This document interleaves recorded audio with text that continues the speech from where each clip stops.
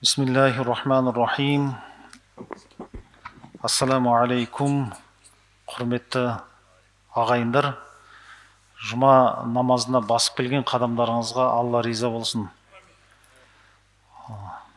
Жүректеріңізде қандай бір аңсаған арман болса, алға қойған мақсат болса, сол мақсат арманға қайырлы жетуге бір Алла жар болсын. Хина яхруджу ахадукум мин манзилихи иля масджидихи фарижулун тактубу лаху хасанатун вал ухра тамху анху сайят. Пайғамбарымыз саллаллаху алейхи уассалам хина яхруджу ахадукум мин манзилихи, біреулерің үйінен шығатын болса, қайда шығатын болса, иля масджидихи, мешітке шығатын болса дейді. Яғни біреулерің үйінен немесе жұмыс орнынан шығып иләл мәсжиди, мешітке баратын болса дейді. Фарижлу тактубу лаху хасанатун, ол бисмилла деп оң қадамын басып, сол қадамын басып жүреді дейді. Сол кезде оң қадамын басқанда Алла тағала қадамына сауап жазады, оң аяққа басқанда. Сол аяғын басқан кезде оның күнәларын кешіреді дейді. Ағайындар, жұма намазына келудің өзі бір құлшылық. Әшейін жұма намазына адам келіп кетеді де, көбісі қайда барасың дегенде жұма намазына баратырмын деп, жұма намазына әшейін келіп кетудің өзі құлшылық болады. Яғни сенің басқан оң қадамыңа сауап жазылады, екінші басқан қадамыңа күнәң кешіріледі. Осының өзі сауап. Енді хадал хадисул шархул улама, осы хадисті ғұламалар шарықтайды. Кімдердің қадамы сауап жазылып, кімдердің қадамы басқан кезде оның күнәсі төгілетін жайлы. Барлық адамдарға бірдей емес деп айтады. Яғни бұл жерде жұма намазына келетін адам екі түрлі болады. Біріншісі қадам басып жүріп келеді, оның қадамы дін үшін болады, бірақ оның көзі дін үшін болмайды дейді. Өзі жұма намазына кетіп баратыр, бірақ жұма намазына жеткенше, жұма намазынан қайтқанша өзіне тиесілі емес әйелдерге қарап келеді да. Тағы үлкен жігіттер не ғой? Шыдамды ғой, қарасы да дәретін сақтап келеді ғой. Мына жас жігіттер дәретсіз кіретін содан ғой көбінде. Қайтадан мешітке келіп дәрет алады да. Сосын олардың тілі дін үшін болмайды дейді. Мешітке жеткенше өсек ғайбат айтып келеді дейді. Олардың құлақтары дін үшін болмайды. Олар мешітке жеткенше өтірік, өсек, ғайбат тыңдап келеді дейді. Бұл адамдарға айтылмаған бұл хадис. Бұл кімдерге айтылған? Қадамы да дін үшін болған, көзі де, құлағы да, тілі де дін үшін сөйлеген адамдарға айтылды. Вал каламту тойибату садақа. Жалпы ағайындар, жақсы сөз сөйлеудің өзі садақа. Ва билли хатуатин тамшиха иля салати садақа. Жақсы ақылды нұрлы сөз айту, ол да садақа. Білесіздер ғой, адамдарды жақсылыққа шақырады. Қай жермен шақырады? Ағайындар, көзіңмен шақырасың ба, әлде қолыңмен шақырасың ба, әлде тіліңмен шақырасың ба? Қай жермен шақырады адамдар жақсылыққа? Адамдарды жақсы сөз сөйлейді, жақсылыққа шақырады. Қай жермен? Машалла, тілімен шақырады. Сүйексіз тіл бас жарады. Бас жармаса тас жарады. Сүйексіз тілмен дұшпанды дос қылуға болады. Досты дұшпан қылуға болады. Сүйексіз тілмен біреуді жылатып, мұңайтуға болады, біреуді қуантып, күлдіруге болады.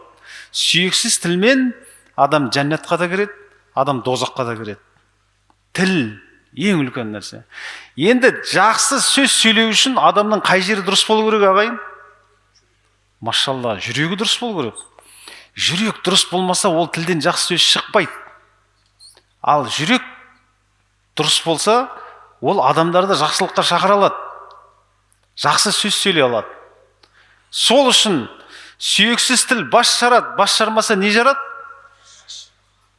Картоп жармайды. Тас жарады десе, картоп жарады деген емес. Қазақтың сөзін бұрмалап тастапсыңдар ғой. Сүйексіз тіл бас жарады, бас жармаса тас жарады деп сол айтқан. Тілмен адам иманға келеді, тілмен адам иманнан шығады. Адамдарды жақсылыққа шақыру, адамдар тілмен. Инна сидқа яхида илал бирри. Қараңыздар ағайын, туралық жақсылыққа алып барады дейді. Инна сидқа яхди илал бирри. Туралық жақсылыққа алып барады. Ва иннал бирра яхди илал джаннати. Яғни туралық, шыншылдық, әділдік, жақсы сөйлеу, адамдарды жақсылыққа шақыру, туралық, ол адамды жақсылыққа алып барады дейді. Ва иннал бирра, ол жақсылық, ва илал джаннати, оны жәннатқа алып барады дейді. Түсіндіңіздер ма? Ва инна ражула ла ясдуqa хатта яктаба индаллахи сиддиқан. Ертең Алланың алдына барған кезде, махшарда тұрғанда, ей шыншыл, ей әділ, ей жақсылыққа шақырушы адам деп шақырылады екен ол адамда. Ва иннал кадиба, өтірікші, яхди илал фужури, жамандыққа алып барады. Кейбір жігіттер өтірік айтқан кезде, өтірікті шындай, шындықты Құдай ұрғандай айтады ғой. Біліп отырасың ғой оның өтірік айтып тұрғанша, бірақ сонда да енді қасқа солай болды ма деп, күшті, деп қосылып кетесің ғой былай. Ана өзі тұрып қалады ғой. Не болып кетті, шын болып кетті ма деп. Бірақ бізде өтірікті айтқан кезде енді не істейді? Ана шет мемлекетке барып едік, қасында Ақтөбенің бір жігіті бар. Енді ана шет мемлекеттегі жігіт айтады, енді мен үйімнің астында бір фура кіріп, КамАЗ кіріп, айналып шығып кетеді, подвал бар деп көрсетті де енді. Қасымдағы Ақтөбенің жігіті айтады, ой, менде де үй бар Ақтөбеде. 2 фура кіріп айналып шығатын подвалға. Мен айтамын, қойшыш, ертең Ақтөбеге келіп қалса, көрсеш десе, ұят болып қалса, бармайды, айта берейік та дейді. Ол бәрі өтірік қол деген. Одан қайта, жоқ, менде жоқ. Менің үйімнің ішіне фура, КамАЗ кіріп шығатын жер жоқ. Бірақ менің үйімде ата-анам кіріп шығатын төрім бар деп айтпайсың ба, одан қайта деймін да? Ол айтады ғой, ана оны сеніп тұр, қасында имам тұрған екен, шын екен деп ойлап тұр, масқара ұят болады дедім да. Ва иннал кадиба, өтірікші адам, яхди илал фужури, өтірікші адам қайда алып барады? Жамандыққа алып барады. Ва иннал фужура, жамандық, яхди илан нар, тозаққа алып барады. Ағайындар, өтірік айтуға болмайды. Ағайындар, өтірікті қанша жерде айтуға болады? Қанша жерде? 3 жерде айтуға болады. Біріншісі, машалла, 2 адамды татуластыру үшін өтірік айтуға болады. Мысалы, келеді ғой, ана оңбаған деп жамандап жатса, жоқ, кеше ғана ол келіп кетті, сен жайлы өте жақсы әңгіме айтты, мен қатты риза болып қалдым. Сол бауырым жақсы көрем, сол бауырым жақсы адам деп сен жайлы сөйтіп айтты ғой деп. Негізі айтқан жоқ, бірақ сөйтіп айтты ғой деп. Ана адамның жүрегінде оған деген махаббатын оятып, бір-бірін достастыруға өтірік айтуға болады, ағайын. Екіншісі, елге жау шапқанда әскер қайда, әскерің қайда, елің қайда деп айтса, сол кезде мын жақта деп ырғыздың жолына сал жүруге болады. Адастыр жүруге болады. Сол кезде өтірік айтуға болады. Үшінші, қай жерде өтірік айтуға болады? Біріншісі, 2 адам татуластыру, екінші жау шапқанда, үшінші қай жерде өтірік айтуға болады? Күйеуімен әйелің өтірік айтуға болады, Ол жерде қандай өтірік айтуға болады? Имам айтты ғой, өтірік айтуға болады ғой деп барып алып, қаңғып, қыдырып, күнә жасап, қайдан келесің сіз? Жұмыстан келе жатырмын деп. Олай өтірік айтуға болмайды, ағайын. Мына жерде өтірік айтуға болады. Әйелің тамақ пісіреді, тамағы дәмсіз болып қалды. Тамағын жеп атқан кезде, әйелің біліп тұр, дәмсіз пісірген, көңіл күйі жоқ. Сол кезде тамағың өткендегіден қарағанда күшті, дәмді болыпты ғой деп өтірік айтуға болады. Бізде көбінде, не зат мынау, дұрыстап пісірмейсің бе деп, не қылады ғой. Сол жерде өтірік айтуға. Сосын әйел адам енді сезімтал болады. Сіз мені әлі сол үйленгелі бері жақсы көргендей, сіз мені солай жақсы көресіз бе десе, иә, мен сені қатты жақсы көремін. Сен менің балдарымның анасысың, сен менің ата-анамның келінісің, сен менің өмірлік сырласымсың. Көшедегі қыз-келіншектер маған еркек болып көрінеді, сен ғана әйел болып көрінесің деп айтуға болады да. Айтып жүрсіңдер ме вообще? Үндемейсіңдер ғой. Сол кезде өтірік айтты ғой.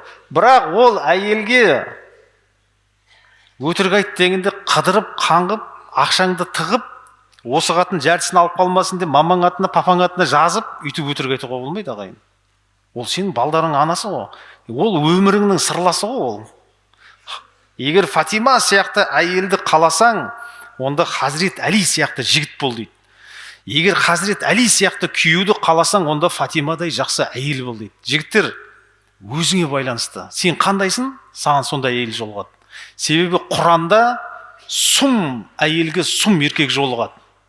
Зинахор еркекке зинахор әйел жолығады деп айтқан. Сондықтан өзің дұрысталсаң, әйелің де сондай болады.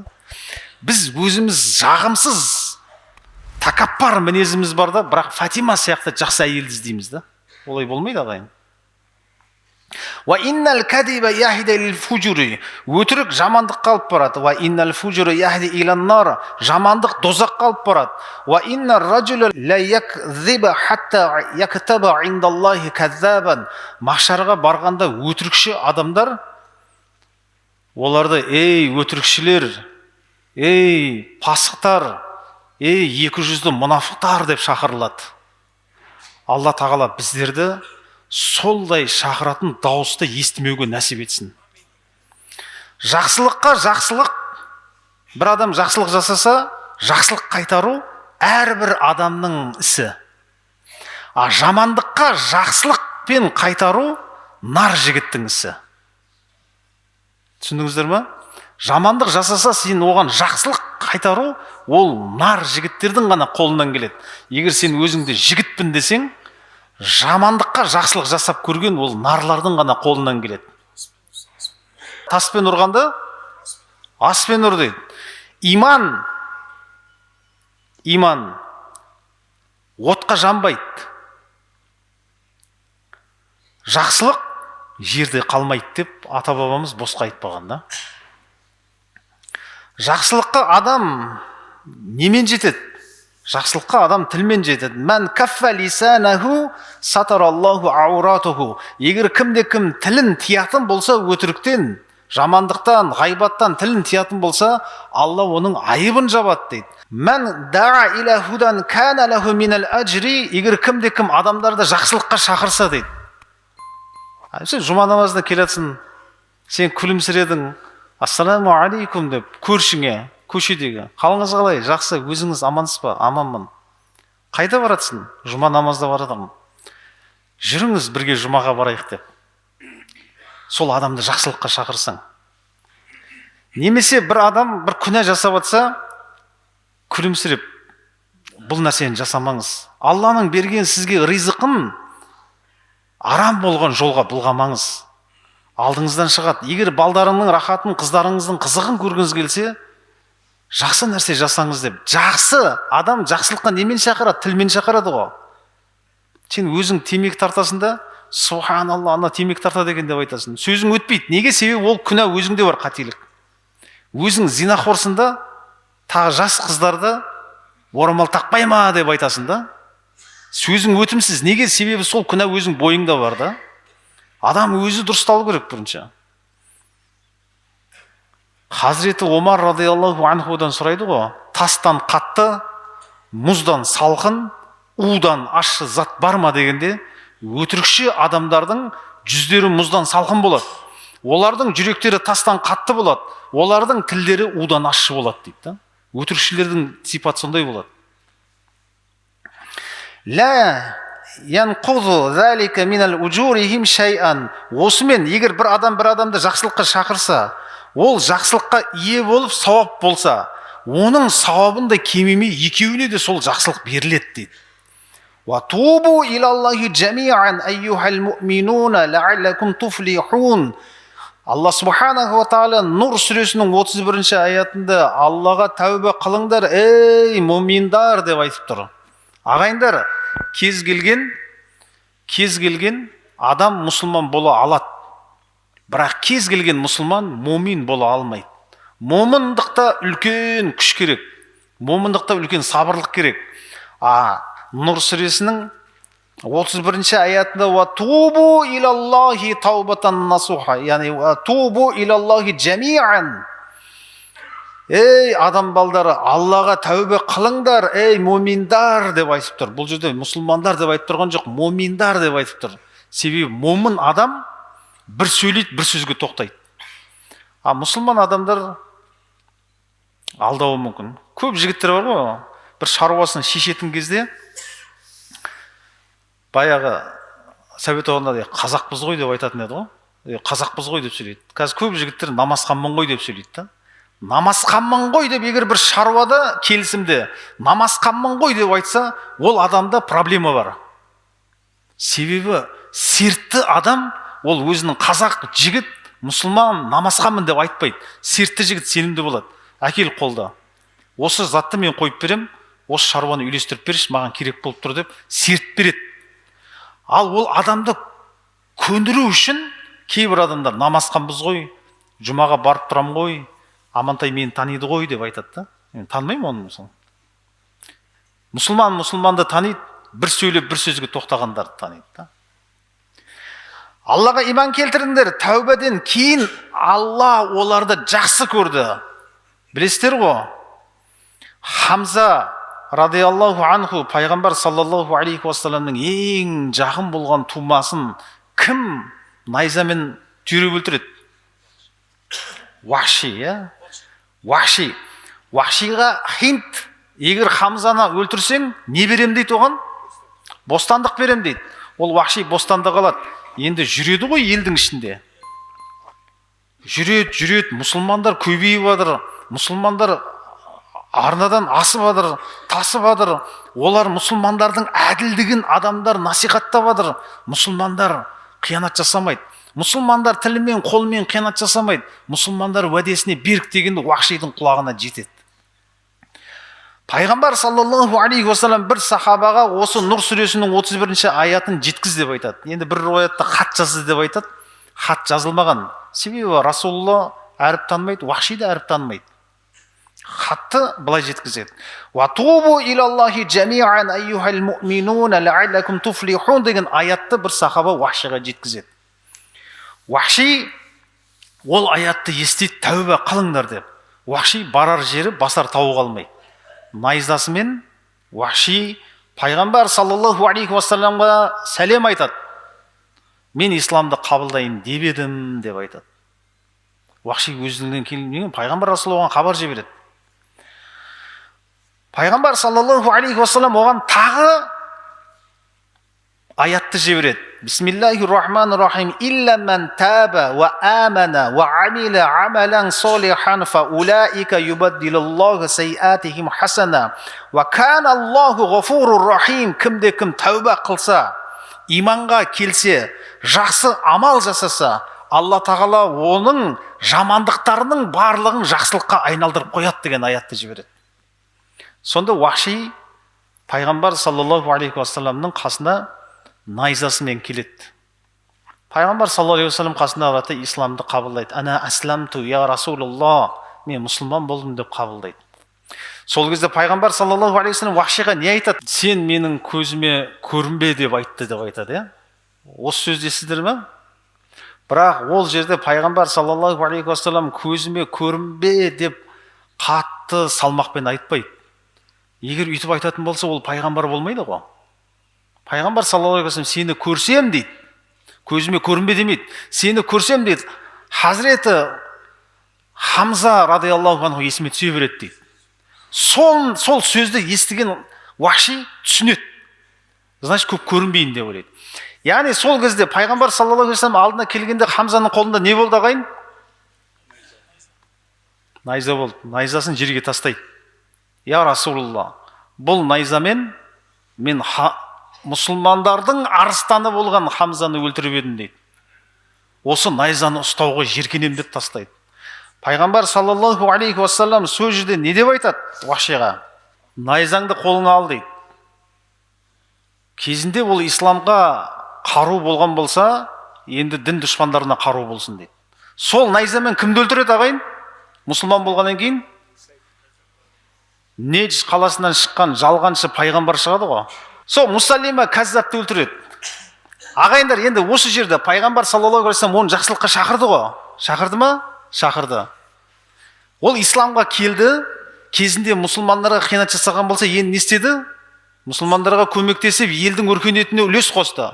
Енді сізге сұрақ, сіздерге.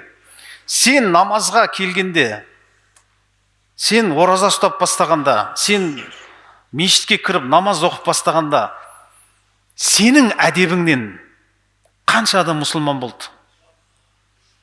Сенің әдепсіздігіңнен қанша адам мешітке келіп, келмеуге және исламға жеркеніп кетті? Өзіңе сұрақ қойыңыздаршы осы нәрсені. Үйге барғанда жатыңыздар. Сен сақал қойдың, тақия кидің, намаз оқыдың да, сенің әдепсіздіктеріңнен, сенің көшеде айқайлап күліп, әдепсіз қылықтарыңнан қанша адам мешітке келгісі келмей қойды? Қанша адам исламнан кетті да? Ағайындар, қазір әдемі Құран оқып, қоғамды таңғалдыра алмайсың. Әдемі уағыз айтып, қоғамды таңғалдыра алмайсың.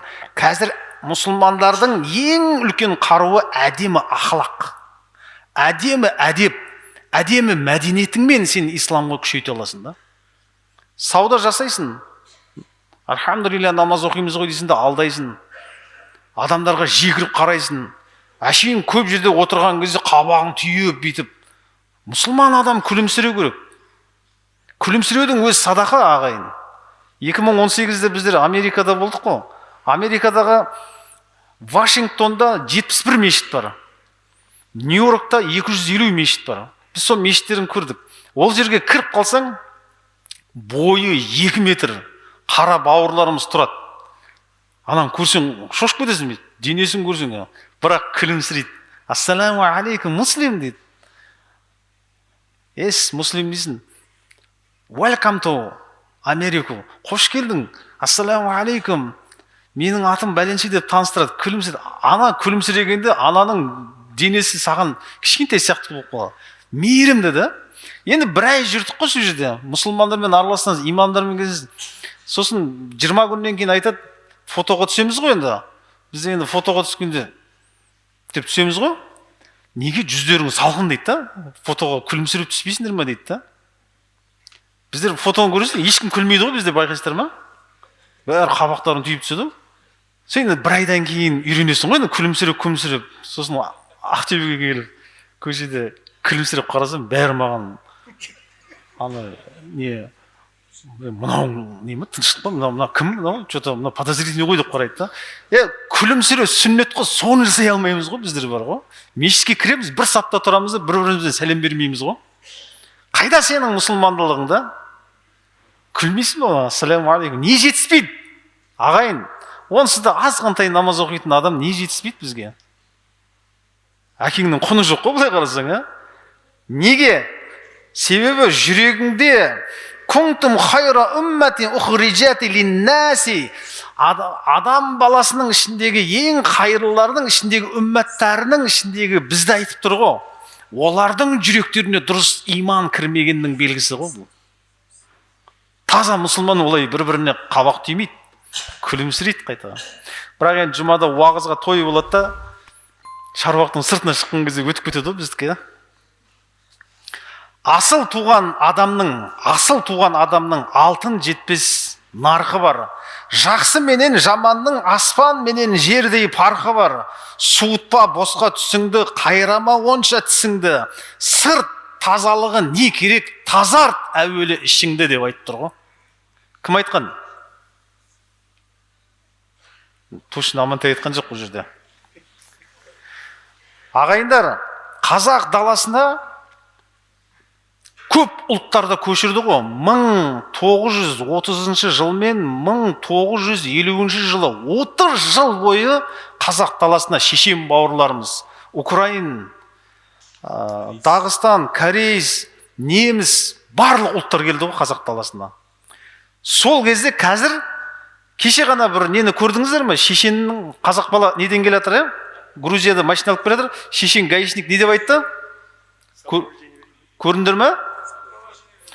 Сол жерде айтты ғой, тамақ берем, ішесің бе? Сопровождение алам, үй берем. Ол шешен жігіт не себеп айтты оған? Себебі біздің қазақ даласында біздің ата бабаларымыз сөйтіп жер аударылып келген халыққа нанын берді, көңілін берді, даласын үйіне кіргізді. Мен білем, оңтүстікте 12 баласы бар ақсақал бір шешеннің жалғыз баласын үстіне көрпе жауып отыр. Сол кезде сол ана жылап тұрып айтып отыр. Сол кезде ана әйел айтпай ма, ona 12 балаңа көрпе жетпей жатыр ғой десе, менің 12 баламның біреуі шахит болып кетсе де қалған 11 бар ғой. Мына шешеннің бір-ақ ұрпағы бар.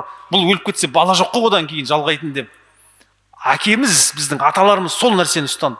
Енді неміс халқы Германияға көшіп кеткен ағайындар, Германияға көшіп кеткен халықтар әлі күнге дейін қазақша сөйлеп, қазақ даласына сәлем айтып, шапанын киіп, домбырасын тартып тұр ғой. Неге? Христиан, католик дінін ұстанады. Себебі біздің ата бабаларымыз исламның қаймағын ұстады. Олар сүннет жолын көрсетті оларға. Сол үшін арадан 70 жыл уақыт өтсе де әлі күнге дейін қазақ даласынан көрген жақсылығын ұмытпайды. Ал сен қазақ бола тұрып, мұсылман бола тұрып, Ақтөбеде тұрып, бір жетімнің басын сипап көрдің бе? Өз қазағыңның аш болған қазағыңның мұқтажын қарнын тойғызып көрдің бе? Немесе мешіттің шамшырағы сөніп қалса, сол шамшырағын жағып көрдің бе? Міне біздің ата бабаларымыз ширк, бидағат жасаған деп жүретін шиқылдаған жігіттер, тыңдаңдар. Біздің ата бабаларымыз нағыз сүннетті ұстаған ғой. Сол үшін басқа ұлттар Германияға кеткен неміс ағайындар не деп айтты? Былай деп айтты. Ол қазақ даласында біз жақсылық көрдік, соңғы нанын бөліп берді. Олар қай дінді ұстанады деді? Олар ислам дінін ұстанады деді. Исламды қазақ даласының мәдениетіндегі, біздің ата бабаларымыздың мәдениетінің қазақ даласындағы. Германияда ислам дегендің шамшырағын жаққан осы жерден кеткен немістер болды. Олар қазақ даласындағы біздің бабаларымыздың исламды ақиқатты ұстанғанның белгісі болды да. Айтпесем ол шешен жігіт айтпайтын еді ғой. Ал бізде қазір көшеде келе жатасың, 12, 07, 13, 17-ні көрсе, кейбір Ақтөбенің жігіттері қысып, соны сигнал беріп, одан қайта тоқтап, бауырым қаяқтықсың, Ақтаудікімін. Ақтөбеде көшені таба алмай келе жатырмын. Ойбой, бала шағаңмен келе жатсың ғой. Жүр, мен саған бір нан алып берейін. Жүр, кофе алып берейін деші. Ана отырған артындағы балдар Ақтөбенің жігіттері нар екен ғой, бар екен ғой, жігіт екен ғой деп қалады ғой. Өз қазағыңды қыспай, біздің ата бабаларымыз өз қазағына демеу көрсеткен, еліне келгендерге исламның мәдениетін көрсеткен ғой.